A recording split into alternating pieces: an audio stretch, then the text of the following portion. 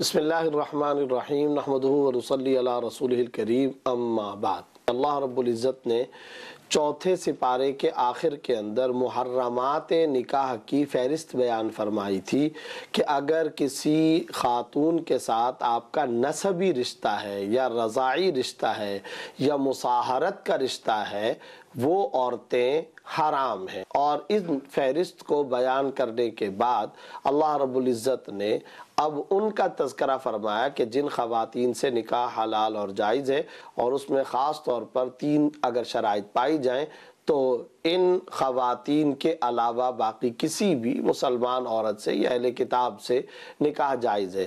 اس میں ایک شرط یہ ہوا کرتی ہے کہ ایجاب و قبول ہو، دوسری شرط یہ ہے کہ 2 گواہ ہوں، اور تیسری شرط یہ ہے کہ مہر مقرر کیا جائے۔ ایجاب و قبول، 2 گواہ اور مہر کا تذکرہ ہو جانے کے بعد شرعاً نکاح منعقد ہو جاتا ہے۔ اس کی ظاہر ہے کہ تفصیلات فقہی کتابوں کے اندر موجود ہے۔ اس نکاح کے ذریعے سے ازدواجی تعلق حلال اور جائز ہو جاتا ہے۔ اس کے بعد اللہ رب العزت نے 5ویں سپارے کے اندر مرد کی حاکمیت کو یوں بیان فرمایا، الرجال قوامون علی النساء۔ اسی طرح سے اللہ نے یہ جو جنس پیدا فرمائی مذکر اور مؤنث، تو اگر اللہ رب العزت نے کسی کو مرد بنایا دوسرے کو عورت بنایا تو صرف اس بنیاد پر کوئی فضیلت نہیں رکھتا۔ ہاں، جب رشتہ ازدواج قائم ہوتا ہے تو شوہر کو عورت کے مقابلے میں قوامیت اور حاکمیت 2 وجوہات کی بنیاد پر اللہ نے عطا کی۔ ایک تو یہ ہے کہ اب اس عورت کا تمام تر نفقہ، قیام، طعام، لباس، علاج و معالجہ یہ شوہر کی ذمہ داری ہے۔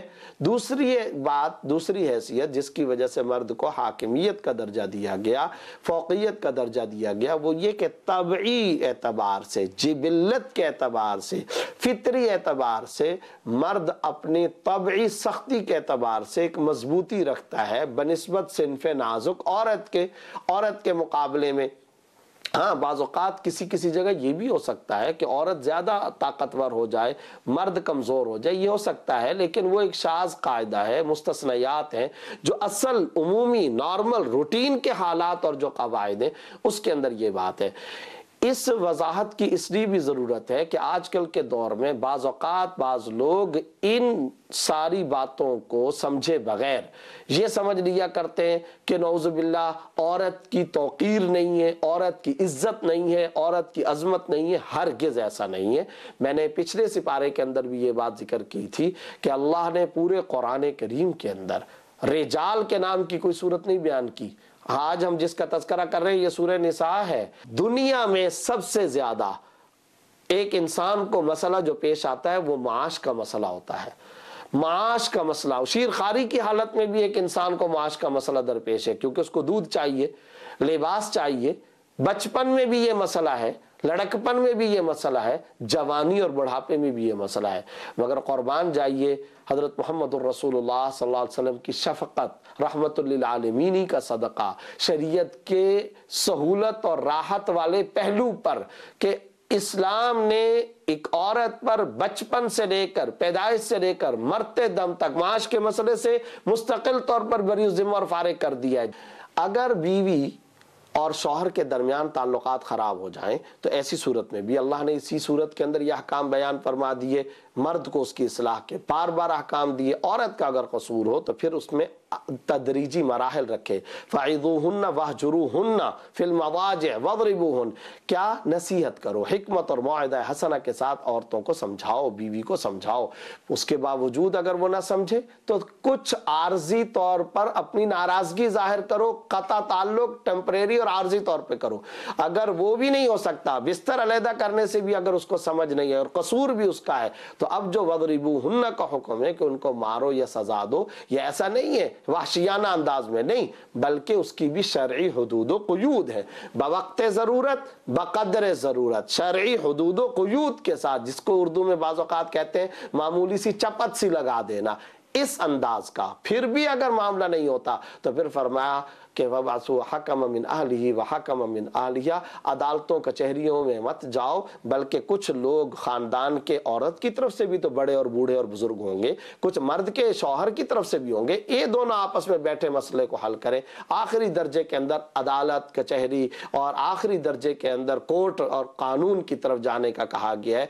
ये सारे के सारे अहकाम शफकत अल्लाह ने औरतों के लिए नाजिल फरमाए।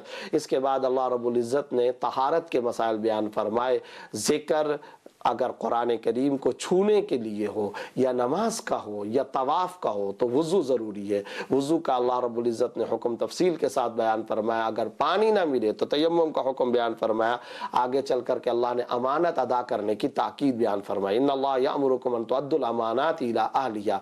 इस आयत का एक मखसूस पस मंज़र भी है। उस्मान बिन तलहा जो अभी तक मुसलमान नहीं हुए थे, उनके पास खाना काबा की चाबियाँ होती थीं। जब आप सल्लल्लाहु अलैहि वसल्लम मक्का वालों के मजालिम से तंग आकर मदीना हिजरत फरमा रहे थे तो आप सल्लल्लाहु अलैहि वसल्लम हरम तशरीफ लाए। उस्मान बिन तलहा से दरखास्त की कि मुझे 2 रकातें काबे के अंदर अदा करने की इजाजत दे दो, मगर उन्होंने इजाजत नहीं दी। आप सल्लल्लाहु अलैहि वसल्लम की आंखों में आंसू थे। जब हिजरत फरमा रहे थे तो उस वक्त भी पहाड़ पर खड़े होकर के फरमाया था, ए काबा, ए मक्का तो मुझे बहुत अजीज है, मगर मैं क्या करूं कि मुझे यहाँ के रहने वाले अब यहाँ रहने नहीं देते। 2 रकातें पढ़ने की आप सल्लल्लाहु अलैहि वसल्लम ने दरखास्त की, मगर उस्मान बिन तलहा ने उसे कबूल नहीं किया।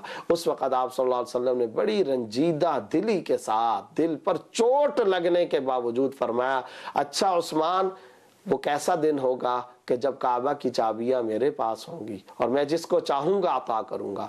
उस्मान बिन तलहा अभी तक मुसलमान नहीं हुए थे। उन्होंने कहा वो कुरैश पर जिल्लत का दिन होगा। आप सल्लल्लाहु अलैहि वसल्लम ने फरमाया नहीं, वो कुरैश की इज्जत का दिन होगा। फिर देखें, तिलकल अय्यामु नुदाविलुहा बैनन नास, हबीब व महबूब की जुबान से निकली हुई बात अल्लाह क्यों ना पूरा फरमाते। आप सल्लल्लाहु अलैहि वसल्लम हिजरत करके तशरीफ ले गए। फिर जब फतह मक्का का मौका आया तो उस वक्त उस्मान बिन तलहा जिनके पास काबे की चाबियां होती थी, अब वो चाबियां सल्लल्लाहु अलैहि वसल्लम के पास आ चुकी। उस्मान बिन तलहा लोगों से कहते थे कि अब तो लगता नहीं है कि आप सल्लल्लाहु अलैहि वसल्लम ये चाबियां मुझे देंगे, लेकिन आप सल्लल्लाहु अलैहि वसल्लम ने उस्मान बिन तलहा को बुलाया और उस दिन को याद करवाया। मैंने कहा था ना, वो दिन मैंने तुम्हें कहा था। अब हजरत उस्मान बिन तलहा जो मुसलमान हो चुके थे तो आप सल्लल्लाहु अलैहि वसल्लम ने इरशाद फरमाया, ये चाबियां मेरे पास, मैं इन चाबियों का मालिक हूँ, मगर मैं काबे की चाबियां तुम्हें हवाले करता हूँ। उस वक्त आप सल्लल्लाहु अलैहि वसल्लम ने वो चाबियां उनको दी। उस आयत का ये शान नुज़ूल और पस मंज़र है। बेशक अल्लाह हुक्म देता है कि तुम अमानतें उनके अहल के और अमानत वालों के सुपुर्द फरमा दो और सुपुर्द कर दो। और उस वक्त आप सल्लल्लाहु अलैहि वसल्लम ने ये तारीखी जुमला भी इरशाद फरमाया था, उस्मान ये चाबियां मैं तुम्हें दे रहा हूँ और क़यामत तक तुम्हारी नस्लों में ये चाबियां रहेंगी। आज तक अल्हम्दुलिल्लाह सुम्मा अल्हम्दुलिल्लाह उसी शेबी खानदान और उस्मान बिन तलहा की विरासती खानवादे के अंदर ही काबे की चाबियां होती हैं, वही उन चाबियों के मालिक हैं। कोई दुनिया का बड़े से बड़ा मुस्लिम बादशाह भी आता है तो वो उनसे दरखास्त की जाती है और वो आकर के काबे के दरवाजे को खोलते हैं। उसके बाद अतीउल्लाह व अतीउर रसूल व उलिल अम्रि मिनकुम, अल्लाह की इताअत करो, नबी सल्लल्लाहु अलैहि वसल्लम की इताअत करो, और जो तुम में उलुल अम्र हैं, 2 माना किए गए उलुल अम्र के, वक़्त के मुस्लिम हुक्काम वो भी इसमें शामिल हैं, और फुक़हा जो कुरान और शरीयत से मसाइल निकालते हैं, तो जो कुरान और सुन्नत से मसाइल निकालते हैं उनकी इस कुरान करीम और अहादीस तजरिबा के मामले के अंदर इताअत करो। इसके बाद वलो अन्नहुम ज़लमू अनफुसहुम जाऊका फस्तगफिरुल्लाह, ये आयत तो अगरचे खास तौर पर मुनाफिकीन के हवाले से खास पस मंजर रखती है, मगर ये उसूल पता चल गया कि अगर नबी सल्लल्लाहु अलैहि वसल्लम किसी के लिए दुआ मांगे तो अल्लाह रब्बुल इज़्ज़त उस इस्तग़फ़ार को लाज़मी कबूल फरमाते हैं और दुआ को कबूल फरमाते हैं। नबी सल्लल्लाहु अलैहि वसल्लम की दुआ ज़रूर कबूल होती है। इस आयत से ये बात भी अल्लाह रब्बुल इज़्ज़त ने वाज़ेह तौर पर बयान फरमा दी। इसके बाद इनाम याफ्ता लोगों का तज़किरा फरमाया, अनअमल्लाहु अलैहिम मिनन नबिय्यीन वस्सिद्दीक़ीन वश्शुहदा वस्सालिहीन, अल्लाह ने जिन लोगों पर इनाम फरमाया वो अम्बिया हैं, शुहदा हैं, सालिहीन हैं। अम्बिया चले गए, ख़त्म नबुव्वत हो गई, फिर उसके बाद शुहदा अगर वो तो शहीद हो गए, तो अब दुनिया में जो शहीद हो चुका तो आने वाले जिंदा लोग किसकी इताअत करेंगे? तो जो असल सुलहा, नेकोकार, परहेजगार, खौफ खुदा रखने वाले अहले इल्म दानिश हैं। अल्लाह रब्बुल इज़्ज़त फरमा रहे हैं वस्सालिहीन के अंदर उनका जिक्र कि उनकी इत्तबा करो, यानी उनका तरीक़ाकार देखो और उन सुलहा के तौर तरीक़ों पर तुमको रहना चाहिए। اس کے بعد اللہ رب العزت نے قتل کا اور قتل خطا اور قتل عمد کا تذکرہ فرمایا۔ یاد رکھنا چاہیے قتل کا تذکرہ کرتے ہوئے اللہ رب العزت نے جس سخت لب و لہجے کا تذکرہ فرمائی، یقتل المؤمن متعمدا فجزاؤہ جہنم خالدا فیہا وغضب اللہ علیہ ولعنہ وأعد له عذاب، کہ اللہ رب العزت نے 5 قسم کی سزائیں بیان فرمائی۔ قتل کس قدر بھیانک سفاکیت والا بدترین جرم ہے، جو کسی مسلمان کو جان بوجھ کر کے قتل کرتا ہے تو اللہ رب العزت نے کیا فرمایا، اس کا بدلہ جہنم ہے، ہمیشہ رہے گا، خدا کا خصوصی غضب اس کے اوپر نازل ہوگا، اللہ کی لعنت ہوگی، اللہ رب العزت نے اس کے لیے دردناک عذاب تیار کیا ہے۔ اور اگر قتل خطا ہو تو اس کی دیت کے احکام اللہ رب العزت نے بیان فرمائے۔ کسی پر کبھی کسی کا خون نہیں ہونا چاہیے۔ یہ آیات پکار پکار کر کے ہمیں ہمیشہ کے لیے یہ درس دے رہی ہیں، انسان کچھ بھی کر لے کبھی کسی کو قتل کرنے کے در پہ نہ ہو۔ ہاں کسی کا اگر ایسا جرم ہے جس پر اس کو قتل کیا جانا ہے تو وہ کورٹ، عدالت اور وہ اسلامی حکومت یہ ان کے حوالے ہے۔ ہم کسی بے گناہ کو کبھی کسی صورت کے اندر قتل نہیں کر سکتے، ایون کہ گناہگار اور مجرم کو بھی ایک عام انسان قتل نہیں کر سکتا۔ لیٹ دی کورٹ ڈیسائیڈ، وہ عدالت کا کام ہے، عدالت یہ کام کرے گی۔ اس کے بعد اللہ نے صلاۃ الخوف کا اور صلاۃ القصر کا تذکرہ فرمایا کہ جنگ کا معاملہ ہو تو صلاۃ الخوف کس طریقے سے ادا کی جاتی ہے، شفقت کا معاملہ ہے، قصر کا معاملہ ہے۔ سفر کے اندر اللہ رب العزت نے نماز میں کمی، کنسیشن، رعایت اور گنجائش کا معاملہ عطا فرمایا۔ یقیناً یہ اللہ رب العزت کی طرف سے انسانوں پر شفقت ہے۔ پھر اجماع امت ایک چیز ہے، اس کی حجت کو اللہ نے بیان فرمایا من یشاقق الرسول الآیہ کے اندر، گویا اجماع یہ بھی اسلام کی ایک دلیل ہے۔ اس کے بعد اللہ رب العزت نے اس سپارے کے آخر میں منافقین کی ذہنی کیفیت کو بیان کیا ہے، اور منافقین کی ایک تو ذہنی کیفیت کو یوں بیان فرمایا مذبذبین بین ذالک لا الہ الا ولا الہ الا، نہ ان کا کوئی نظریہ، نہ ان کا کوئی موقف، کسی کے سامنے کچھ، کسی کے سامنے کچھ، اوپر کچھ اندر کچھ۔ تو یہ تو ایسے بھٹکے ہوئے طبقے کے لوگ ہیں، لیکن ساتھ ہی ساتھ منافق کی انتہائی سخت سزا بھی بیان فرمائی، ان المنافقین لفی الدرک الاسفل من النار، جہنم کے سب سے نچلے گڑھے کے اندر اگر کوئی ہوگا تو وہ منافق ہوگا۔ اگر وہ جھوٹ بولتا ہے، وعدہ کی خلاف ورزی کرتا ہے، گالم گلوچ کرتا ہے، تو پھر یہ یاد رکھیں احادیث کے مطابق یہ بھی منافقت کی علامتیں جس سے ہم سب کو بچنا چاہیے۔ اس سپارے کے آخر کی آیت بڑی عجیب ہے۔